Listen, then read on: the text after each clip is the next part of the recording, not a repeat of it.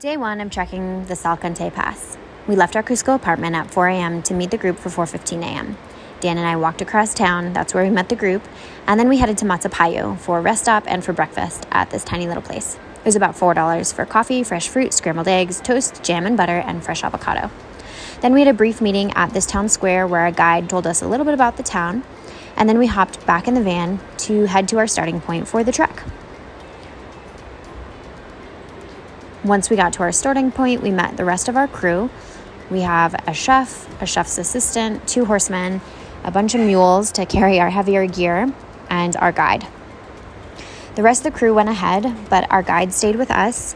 We each had a day pack on, and see that glacier up ahead? That's where we're headed. Along the way, we saw a couple different animals. Up ahead, you'll see a horse. Not sure it belonged to anybody. We passed a bunch of horses along the way. Some were wild, some belonged to people. And we just continued walking. Walking.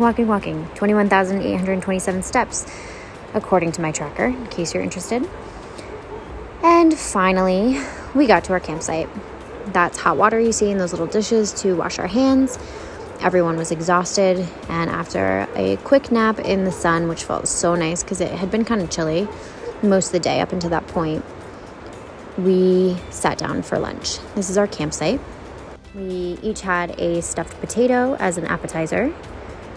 And then next we had an avocado salad with some potatoes and fish and rice. Ton of carbs on this trip because you need it for the hike. After lunch, we each headed to our tent. Here's Dan getting ready for the next portion of the day. And then off we went. We were hiking up to Lake Humantay.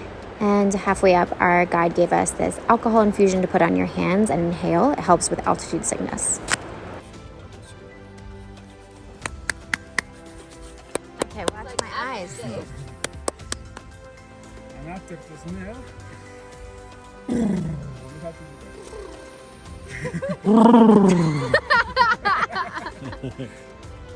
And this up ahead is Rodolfo. He is our chef's assistant. He's in his mid-50s and he runs ultra marathons like a beast. It took us about an hour to walk up to where he was right there, and it had taken him 8 minutes. So that's the kind of shape we're in. As we continued to walk, we saw even more animals. So here we go with some cows, bunch of cows, playing cows, maybe fighting, who knows. And we continued to walk. Finally, we made it. And once there, our guide led us through an Incan ritual of gratitude, which was a really beautiful way to end a very long day. After the ritual, we ended up hiking back down, having dinner, and then going to sleep because we were up early the very next day. Stay tuned for day 2.